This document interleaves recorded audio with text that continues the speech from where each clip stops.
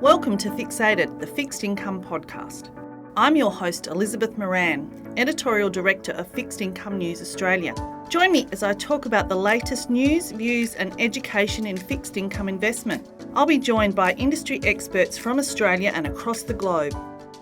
Welcome. Today I have with me Richard Rauch, an investment director with Brandywine Global Investment Management, and we're going to be talking about investment cycles and the global fixed income market. Welcome, Richard. Thanks, Liz. Good to be here. So delighted to have you. So thinking about where we are in the investment cycle at the moment, and perhaps you can talk us through where you think we are. Investors often think investment cycles are different this time. What's your take on what's happening in the market at the moment? Yeah, we like to say that cycles are different, but they rhyme. And how they rhyme this time around, I think, might be a little bit different than previous cycles. So, investment cycles are tied to economic cycles. That's why we, especially on the fixed income side or the macro side, we're obsessed with macroeconomic data and analysis.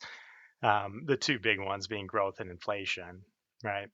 But it's kind of stepping back in terms of how Brandywine Global's been looking at, what's transpired pretty much since March of 2020, at the onset of the pandemic, is that this really has not been a normal cycle.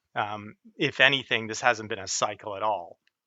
It was basically a natural disaster, meaning the pandemic, and then this crazy response, which in hindsight was probably too much at the time, probably warranted, which created all sorts of distortions, all sorts of economic distortions, all sorts of market distortions.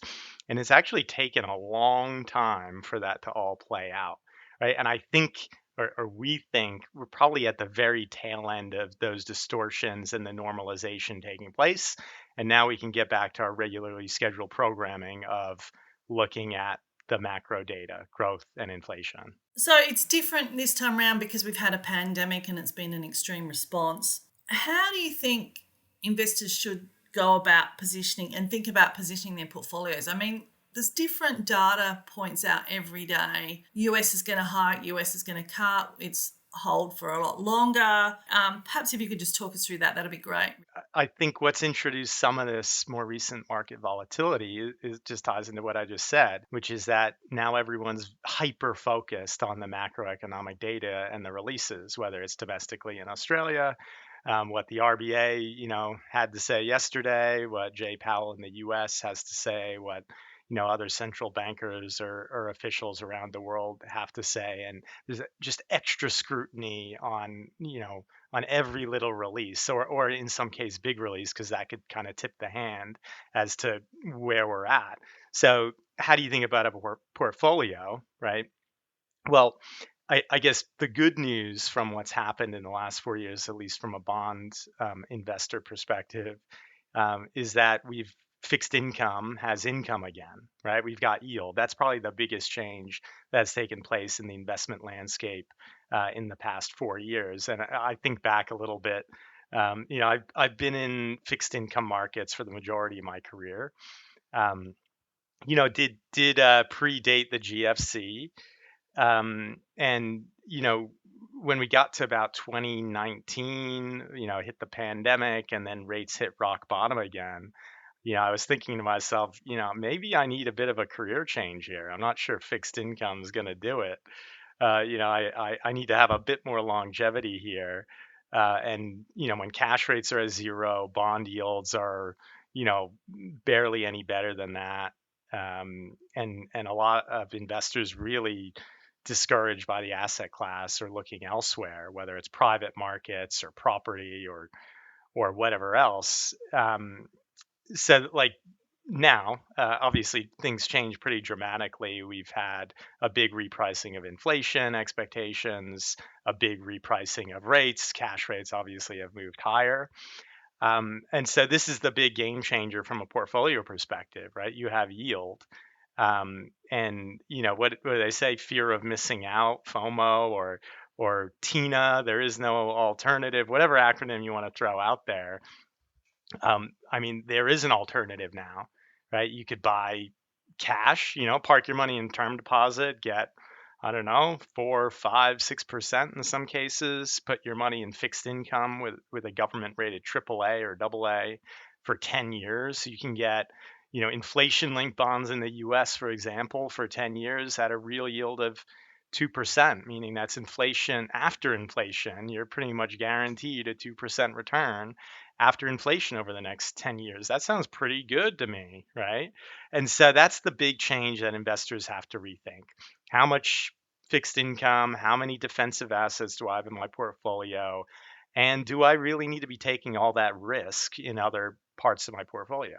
Absolutely, absolutely. With where we are at the cycle now, do you think we're at the peak? Yeah, I mean, this is the question we wrestle with constantly. Look, I think the first thing I would say is it's a bit of a multi-speed world that's unfolding here. So not every country is in the same spot. And as we get right, I think you're nodding along here. I sure am. They're sure not. And yeah, not every country's in the same spot. There's been a lot of pain, put on the consumer around the world, especially in the developed world, where we've seen, the highest inflation in decades, right? And that's cumulative. I like to point out that, when economists talk about inflation, they're obsessed with the rate of change. So inflation is a rate of change number. So when the RBA says, oh, we want to get inflation back to, I don't know, 2 to 3%, that's 2 to 3% per annum going forward. Never mind the fact that prices are, I don't know, 20, 30, 40%, depending on your inflation basket, higher than they were, 4 or 5 years ago. So there has been a lot of pain put on just your average person, on corporations, on global economies. And I like to point out the developed world in particular, who really haven't had to deal with this issue in decades. Um, so yeah, I think I are we at the top of this cycle? Um, well, there are a couple of things that are extending it, and probably the biggest one. So if I look around the world, and let's just quickly run around the world, and I think most people know what's going on in Australia, but I'll be brief about this. So Europe, I mean, for probably a decade plus, was kind of the sick man of the world. Um, Growth is below trend. There are parts of Europe that are actually in recession. The UK obviously struggling with the after effects of Brexit, basically in recession, whether technical or not. I look at the other big economy around the world, the other two big economies being China and the US. So China growth relative to their at least recent history is pretty anemic. They're actually deflating, so we're getting a bit of deflation, a whiff of deflation out of China. They're really not supporting growth around the rest of the world. And that really leaves the US as kind of the outlier. Now, this part of the world, we're really takers to what happens in those other big economies. If they're growing very strongly, we'll probably do well. If they're not, then we probably won't do great. So the US has been the outlier. But I think I would argue that the reason they're an outlier is um, we'll see if it's sustainable. And probably the main difference between the US and those other economies has been what's happening on the fiscal side, meaning government spending. It's just been off the charts for an economy that's basically in full employment. Um, I mean, inflation's a little bit high. But these are all programs, again, after effects of these distortions from the pandemic. The U.S. government put in all these programs, and they've had a long tail, right? And there's been more spending. And it's very unusual to see this level of fiscal spending when you don't have a recession. And so this has really been propelling the U.S. And they give you a few truisms when you enter this business. One is don't ever short JGBs, which is Japanese government bonds, which hurts people. Another one is never bet against the American consumer. right? Because the American consumer, consumption's the biggest part of the U.S. economy. It's still by far the biggest economy in the world. It's been generating a lot of growth. So, and the consumer loves to spend, right? They have money, they spend money. And so these programs have really been propping up the consumer, been propping up corporates, has been generating a lot of positive growth. That was the big surprise last year. That's continued through so far this year. Very skeptical that's going to continue, with one notable exception. And I don't want to get over my skis here with politics, but the election definitely is something you have to keep an eye on as an investor in the U.S. Because if we do have a split Congress in the U.S., then that fiscal spending almost certainly will come down, and I think that's actually a good thing. Now, it might not be so good for growth. So as this year unfolds, I think we're going to know how strong that fiscal impulse is and whether there's enough strength in the rest of the economy to keep it going. So I'd say we're towards the end. And look, I grew up in the US, so they use baseball metaphors, but I'll use a cricket one for the Australian audience, which is, if we're in a 5 day tests, we're probably in the last test at some point, and probably day 3, right? We're towards the end of this, in my opinion. Excellent. That's really good. Thank you so much. Moving on to Australia now and our small but growing fixed income market. As an investment director, does that make it necessary for investors to look globally in fixed income? We think so, for various reasons. Now, I would say one thing up front, which is that Australia's bond market, by and large, and I say that it's not a homogenous thing, but the bond market, generally speaking, is highly correlated to other developed market bond markets, namely the US, right, being the biggest bond market in the world, but other kind of major developed bond markets. So they're going to move in similar directions. Yields and prices obviously move in different directions.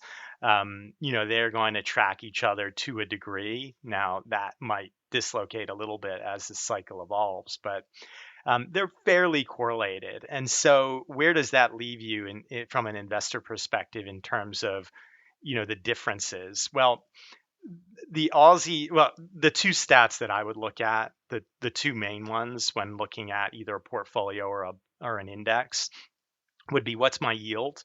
And there are various yield statistics. Yield to maturity is probably the best one. If you own a bond or a portfolio of bonds and you hold it to maturity, what is your annualized return going to be, assuming no defaults? And a 10-year bond in I don't know, Australia right now, if you bought an Aussie government bond, is 4.3%. So that's your yield to maturity. You're going to get 4.3%, on average between now and maturity. Now, that might come in a lumpy manner, depending what happens with rates in between. But yeah, the yield is probably the most important driver of what your total return is going to be outside of active management. We can get back to that in a minute. The other one would be, the composition, the underlying composition of the market. And the big one would be your interest rate risk. So we call that duration, right? So how long or how sensitive your market is to moves in interest rates. And then the other variable would be your credit risk or your credit quality within a market. Now, Australia tends to be a bit shorter, so less interest rate risk sensitive, and a bit higher quality relative to global markets. Now, that might sound like a great thing, and yeah, it is. I mean, to a degree, we're victims of our own success here. The Aussie government's done a good job, by and large, relative to other global governments in managing their affairs. So still has a high quality, haven't really extended issuance super far. But the issue is, you kind of there's no free lunch. So as a result, yields tend to be a bit lower, right? Depending on the market, but tend to be a little bit lower because it's a higher quality market and less risk. So it's basically a lower risk market. I guess the other thing about Australia that's somewhat unique is it is pretty concentrated, right? Same with our equity market. Very heavy on the banks, very heavy on certain industries like metals and mining, and anything kind of levered to commodities. There are a few other corporate issuers that are global or would issue globally, but much less diversification, and also within sectors, you don't. It's more concentrated, so it's predominantly an investment grade market. Whereas you go global, you not only do you open up pretty much every country around the world, both developed markets and emerging markets, but you open up other sectors, namely things like high yield, which I do joke. I do joke with people. This used to be called the junk bond market, right? And this is the best rebranding exercise of all time. It's like, who wants to buy junk bonds? No one wants junk bonds, but high yield. Oh yeah, these are really enticing, right? And so now this is a high yield market. We really don't have a high yield market to speak of. Mostly like lower quality corporates, they'll go through the banks directly. So maybe in the private markets you do, but not really in the public markets. And then things like securitized, structured credit is bigger offshore. And then of course emerging markets, which I mentioned. I mean, there's tend to be governments, but they don't have to be. And that's another kind of sub asset class, which is really interesting. Fantastic. So, a lot of reasons to think about going global with your portfolio. I know that there's often, you can often get better deals or better yields on foreign currency bonds issued by the same issuer compared to the domestic market.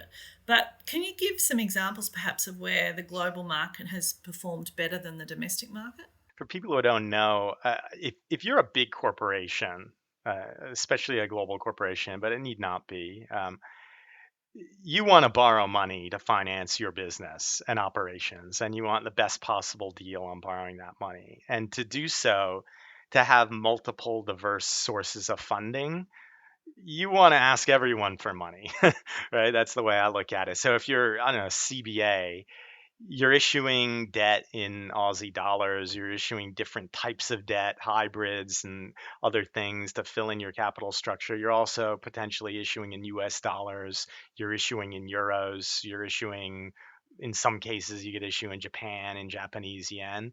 So same credit, right? Same company who's borrowing money, just catering to those other investor bases and in those different currencies, and they'll manage their currency risk and whatnot. So as a global investor, I guess you have the benefit of not just looking at those Aussie dollar denominated bonds.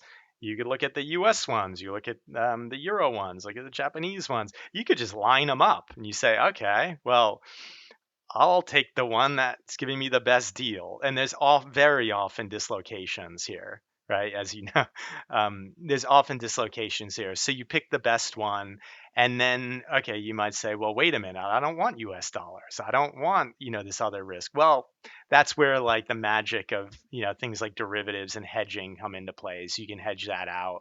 You could do certain things to offset those risks that are introduced. Um, so I think that was sort of where you're going with the question, but yeah, uh, yeah, I think that that opens it up. Now, one other area that I think is interesting in terms of kind of cross border is what happens in emerging markets.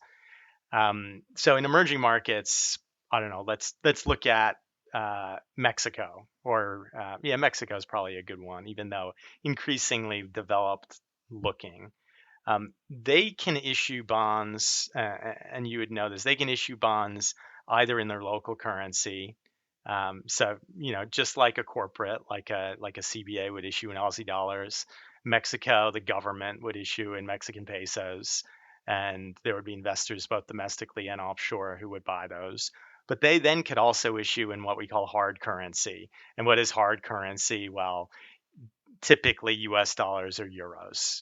And so now there are trade-offs to whether you invest as an investor in one or the other. It tends to have different investor bases, but much different return profile if you're buying a Mexican and Bono, bonds in Mexican pesos versus Mexican government bonds in US dollars. And so that's the kind of arbitrage you're looking for. In a sense, it's the same credit, albeit they can print Mexican pesos. As far as I know, the Mexican government can't print US dollars or euros. So, you have a little bit more runway there, but it's basically the same credit, and you just play the cross-border arbitrage.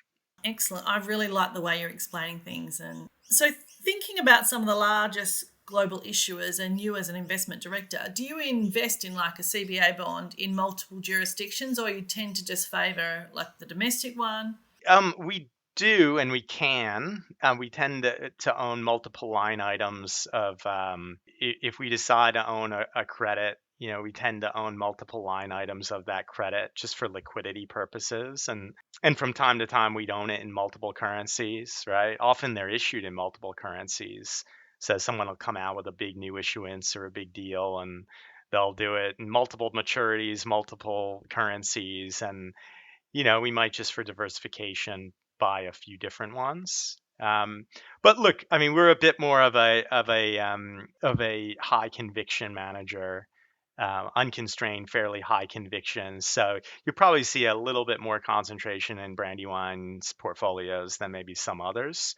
And we tend to focus a little bit more on, depending on the product, a little bit more on sovereigns and government bonds and government related bonds, rather than individual corporate bonds. But we do a mix of both. So I guess the short answer is yes. And that's the beauty of being global, right? We can make that decision, and the end investor doesn't have to worry about it. That is the beauty of being global. Absolutely. If you invest in a fund, I think it's always good to really understand the benchmark. What are some of the common global benchmarks? Let's take a second to, I won't completely throw benchmarks under the bus here, in terms of, their drawbacks, but let me just point out a couple, before I dig into the actual indices that we look at. For bond investors in particular, and bond indices in particular, are particularly problematic. I think a lot of investors have problems with benchmarks, and look, often we're forced to use them, or there's regulatory reasons why we need them, or peer reasons why we need them. But by and large, they are a representative of the market, or a piece of the market. And so if you can't just beat the market and you can get that passively, then what are you doing, right? And so they do have their uses, but within fixed income, it's not a meritocracy at all. Is basically whoever is borrowing the most money gets the biggest weight in the index. One example would be the Japanese government. They have basically the highest debt to GDP ratio in the world. And to finance that, they need to borrow money, right? They need to, and their ongoing kind of fiscal deficit, et cetera. So they need to continue to borrow money, continue to roll it over, and that means they have a big weight in the index. But there isn't necessarily a relationship between how much someone issues and the value of their bonds. And right now, I think we know that the Japanese are manipulating their bond market, keeping rates artificially very low, although like everyone else, kind of has a bit of an inflation problem. And so, yeah, you could buy a 10-year government Japanese bond for less than 1%, or you could buy a Aussie government bond for 4+%. It's like, well, I know which one I'm taking, right? Even when you account for inflation. But the benchmark doesn't care. It just includes it as it is. Same goes with corporates, and corporates may be even more problematic, right?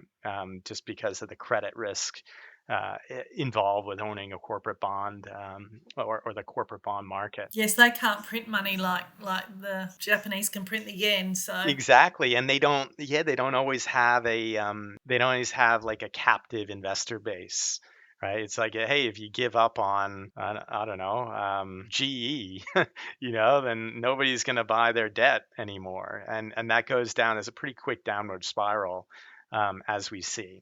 So look, bond market indices are particularly problematic. I mean, even domestically, I mean, the government has been issuing way more debt than corporates on a relative basis, and therefore the government weighting in the index has gone up tremendously. And so, is that appropriate? Well, it just is what it is. It just means you have a lot less corporate risk when you buy, I don't know, an index or an index fund or just the bond market in Australia than you used to. I don't think that's a great thing. It just is what it is. And so, look, it had been a one-way train for the last 20 years in terms of durations extending and certain trends going in one direction, and that has pulled back a little bit post-pandemic. But starting with more of a clean sheet of paper, where's the value? That's kind of how we think about it. And then going from there, and then you can kind of risk manage around there. So, with that bit of a preamble, equity markets are meritocracies. So, whether you like it or not, whether you like the fact that Microsoft is $3.5 trillion market cap or whatever it is, well, that's the value of the company. And so, whatever that is, it is. And so, yeah, so on the bond market side, the big ones on the global front indices are the global aggregate index. That is now run by Bloomberg. So I'm dating myself here a little bit. When I started out in my career, it was Lehman Brothers, and Lehman had the big bad bond business. And they were the best on indices, and so it's called the Lehman Ag or Lehman US Ag, Lehman Global Ag. And aggregate just means they're aggregating all investment grade bonds around the world. And, there's certain liquidity parameters in there, what's allowed, what's not allowed. But by and large, it's pretty representative of the global bond market from an investment grade perspective. So then it went from Lehman to then Barclays. Basically bought various Lehman businesses, including their index business. It was the Barclays Global Ag. Now it's the Bloomberg Global Ag. So that would be like the ubiquitous main one that most global investors would use when you want all kind of sub asset classes. If you want just corporate bonds, a lot of people look at the corporate subcomponent of the Global Ag. Now, if you want just government bonds, which is very common, a lot of our clients, institutions, and others, they say, well, look, I want to separate my government bond exposure, my defensive assets from my growth assets, like credit would be in that bucket. So I'll index you, or I'll put a benchmark of the WGBI, the World Government Bond Index, and that's now administered by FTSE. It used to be Citigroup, again, dating myself. And so it's very similar to the global ag. You just take out all the credit sectors. So just be pure government bonds. Could you talk a little bit about, and we're sort of starting to wind up here, but could you talk a little bit about Brandywine's approach to fixed income investing and the funds you have available? I do think Brandywine Global does have a fairly unique philosophy, and others have emulated it over the years. But going way back to say the early to mid '90s is really when we sort of pioneered this whole idea of unconstrained global bond investing. If you think, I mean, our headquarters is in Philadelphia in the U.S. Back in the early '90s, I mean, we basically started as an equity shop, but we decided to move into fixed income. And back then, it was like, especially in the U.S., people would just buy U.S. fixed income. In Australia, they just buy Aussie fixed income or cash, right? And so it was a pretty big call to say, okay, forget about that. We're going to go global. And back then, the WGBI, the World Government Bond Index, was the big one. And we said, okay, we have this index, but we're really not going to look at it. We're going to be totally unconstrained. We're going to look all around the world for the best, risk-adjusted returns, and we're going to invest in those. And so this kind of ties into how the philosophy was built.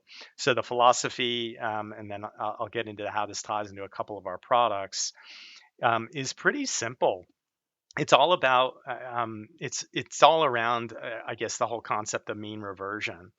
And so when we look around the world, interest rates, and this ties into what I said at the very beginning, with the macro side, interest rates, currencies, and credit spreads, they're basically the ultimate regulators of economic activity.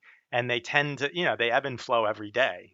Currency markets change every day, and they tend to every once in a while over or undershoot in a pretty material way. So you have a really big dislocation, and that starts to impact behavior. It impacts an economy, it impacts policy.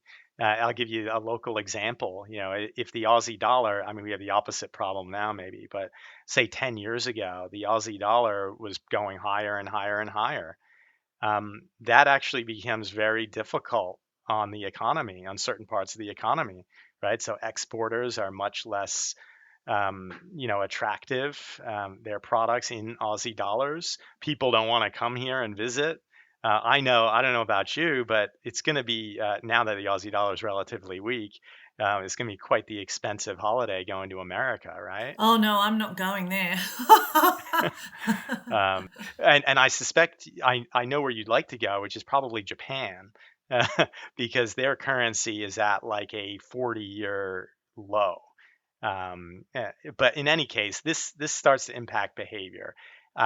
It'll impact policy. So maybe the central bank is going to intervene. Maybe they're going to cut rates to kind of make sure capital doesn't keep flowing in here. Maybe the government steps in and does something. The point is, like, there's this chain reaction because of all the impacts that the rates, currencies, and credit have on the economy that cause these things to normalize, right? Go the other direction. And at some point, the Aussie dollar started to fall, right? And for various reasons, it had an impact on slowing the economy. There were probably interventions, other things going on. And this happens time and time again in every country, basically around the world. And the point around our philosophy is you want to look at those, where there's a true anomaly, and that's where you want to focus your efforts. You then combine that with value.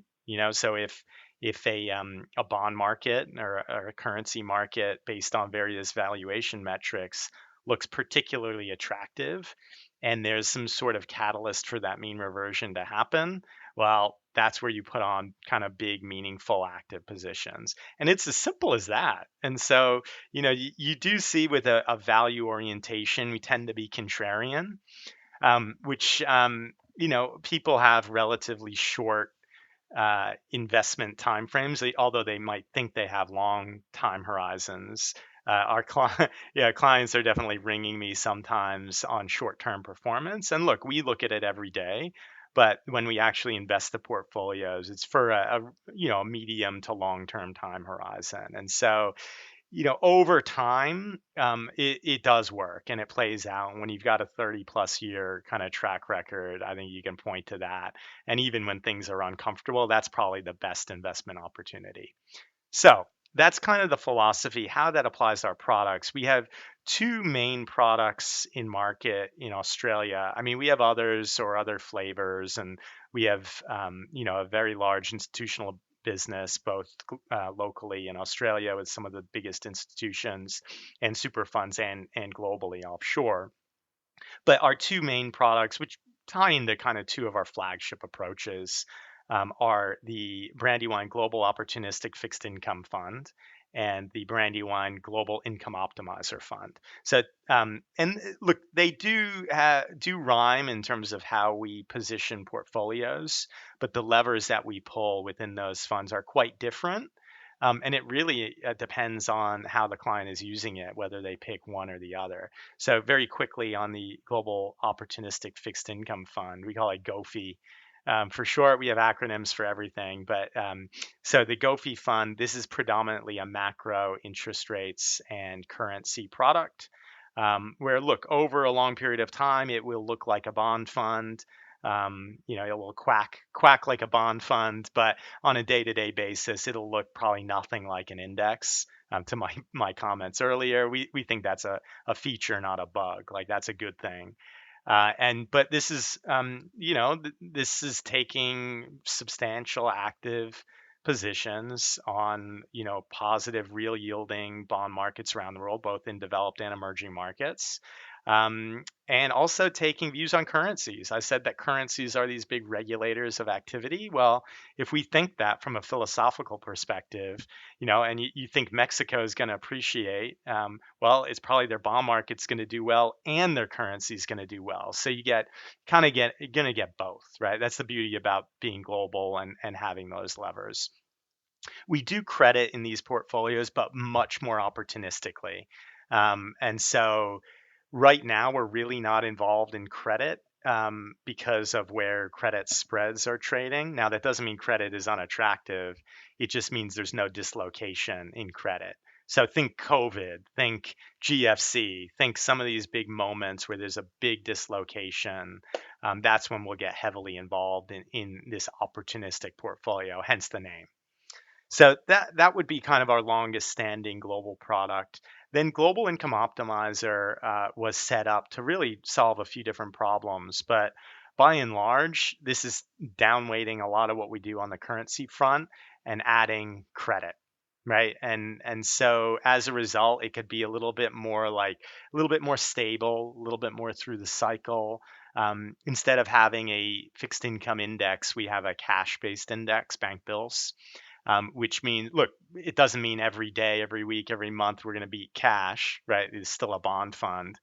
But over the long run, it's going to look for the best risk-adjusted returns and, isn't forced really to have that longer duration profile or credit profile that a lot of bond funds have. Look, and there is this yield kind of objective. Meaning that we're going to own things, and it tends to be a higher yielding portfolio than you'll see in the GoFi portfolio.